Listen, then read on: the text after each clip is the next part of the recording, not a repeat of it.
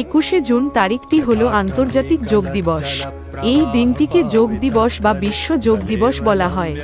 যোগ হল প্রাচীন ভারতে উদ্ভূত এক বিশেষ ধরনের শারীরিক ও মানসিক ব্যায়াম এবং আধ্যাত্মিক অনুশীলন প্রথা বা যোগব্যায়াম।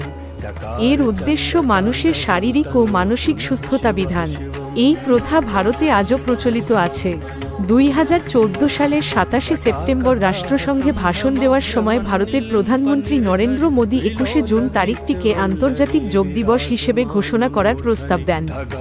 সেই বছরই 11ই ডিসেম্বর রাষ্ট্রসংঘ সাধারণ পরিষদ 21শে জুন তারিখটিকে আন্তর্জাতিক যোগ দিবস বলে ঘোষণা করেন। প্রকৃতপক্ষে 21শে জুন হল উত্তর গোলার্ধের দীর্ঘতম দিন, যাকে গ্রীষ্মকালীন অয়নকাল বলা হয়।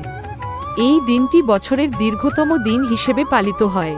গ্রীষ্মের অয়নকালের পরে সূর্য দক্ষিণায়নে প্রবেশ করে, যা যোগ এবং আধ্যাত্মিকতার জন্য গুরুত্বপূর্ণ বলে বিবেচিত হয়। এ কারণেই 21শে জুন যোগ দিবস তারা চিহ্ন হিসেবে পালনের সিদ্ধান্ত নেওয়া হয়েছে। যোগব্যায়ামের প্রথম আন্তর্জাতিক দিবসটি বৃহত্তম যোগব্যায়াম নাসের একটি রেকর্ড তৈরি করেছে এবং জাতির জন্য সবচেয়ে বড় অংশগ্রহণ।